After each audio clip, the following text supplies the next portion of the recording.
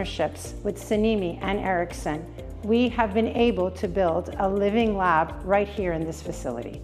Ericsson is supporting the advanced manufacturing living lab with our best of the breed technology, which is EP5G, that's our Ericsson private network technology. And we are bringing this technology to life to ensure that we can do the real-time testing of the solutions of AI, robotics and advanced manufacturing. The Living Lab is going to put Canada at the forefront of Industrial 4.0 technology. Cette collaboration-là se traduit déjà dans une optique en fait de créer une synergie, de créer une force de frappe à travers le Canada, pas seulement au Québec, et qui nous permettent en fait d'aller plus loin dans l'accompagnement de nos entreprises, notamment innovatrices. Manufacturing is at the cornerstone of the Canadian economy, and it's imperative that we remain competitive, not only in Canada, but globally.